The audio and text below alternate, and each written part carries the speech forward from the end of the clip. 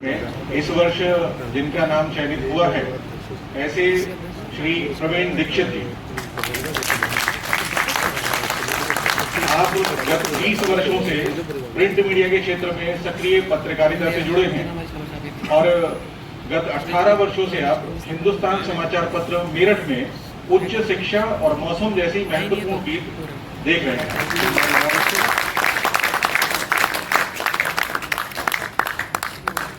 दूसरी श्रेणी यानी कि सोशल मीडिया श्रेणी में इस वर्ष जिनका नाम चयनित हुआ है श्रीमती अनीता चौधरी जी।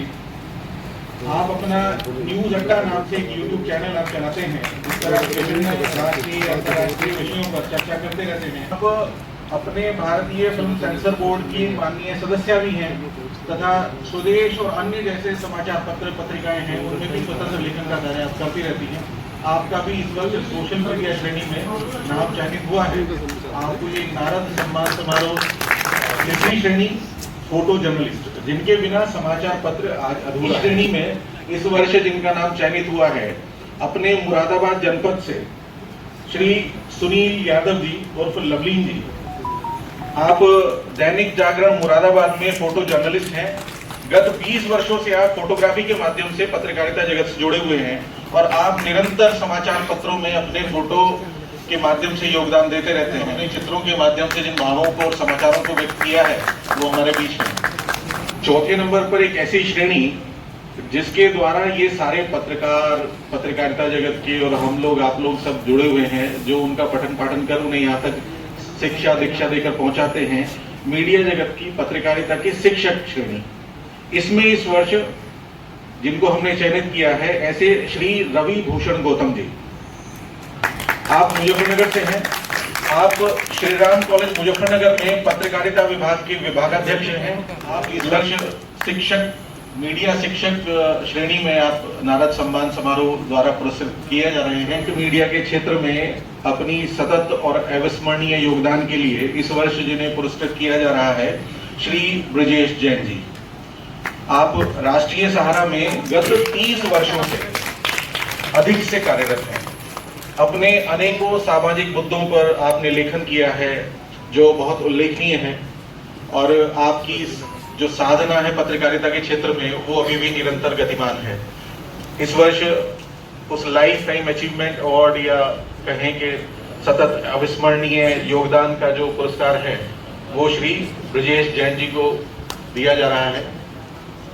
आप उनका तालियां बजाकर करतल ध्वनि से अपनी ओर से स्वागत कर सकते हैं।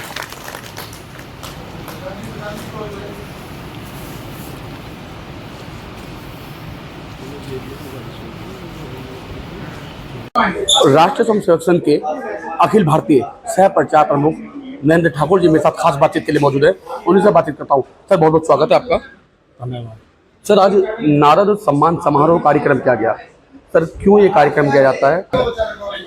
नारद जी विश्व के पहले पत्रकार थे, संवादवाहक थे, इसलिए विश्व संवाद केंद्र हर वर्ष नारद जयंती के अवसर पर ये इस कार्यक्रमों का आयोजन करता है ताकि पत्रकारिता के क्षेत्र में काम करने वाले सभी मीडिया कर्मी, पत्रकार, पत्रकारिता के छात्र एक सकारात्मक संदेश लेकर के अपने जीवन में आगे बढ़ें और पत्रकारिता के क्षेत्र में एक सकारात्मक पत्रकारिता समाज को जागरण करने का काम करते रहें। तो उसकी जागृति के लिए ही एक प्रबोधन की दृष्टि से ये कार्यक्रम जो है वो हर वर्ष मनाया जाता है। सर प्रथम पत्रकार हैं नारद जी और प्रेरणा स्रोत हैं पत्रकारों के लिए। ऐसे में अगर हम बात करें पुरानी फिल्मों की बात करें या हम सीरियल्स की बात करें तो वहाँ उनका जो किरदार होता है वो कुछ और ही दिखाया जाता है।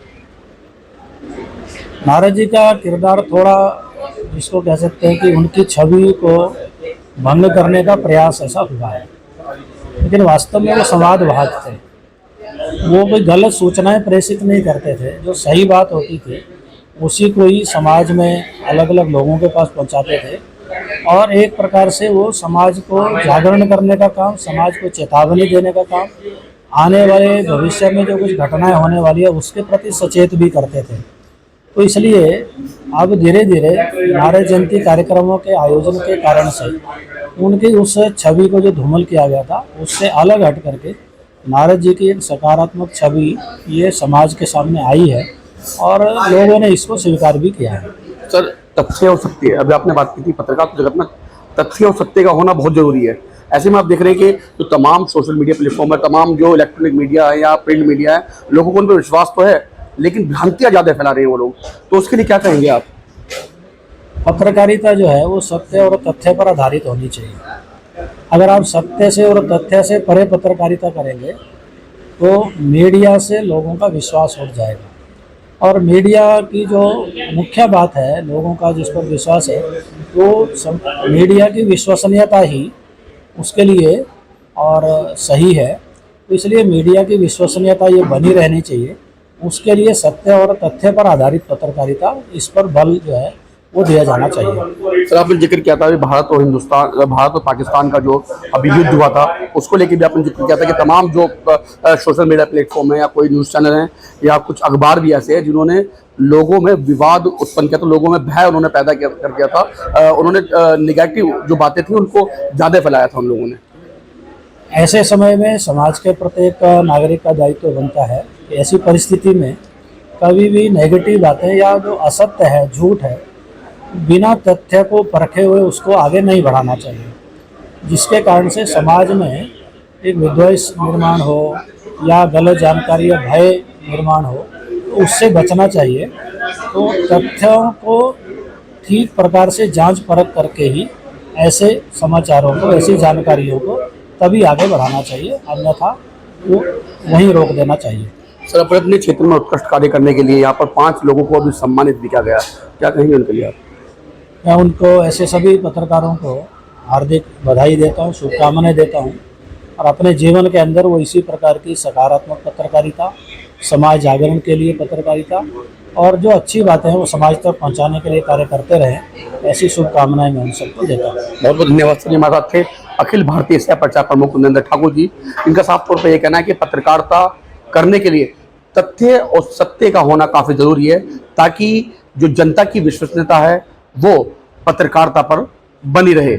मेरे शब्दों के सागर के साथ लोकेश टंडन, LTV।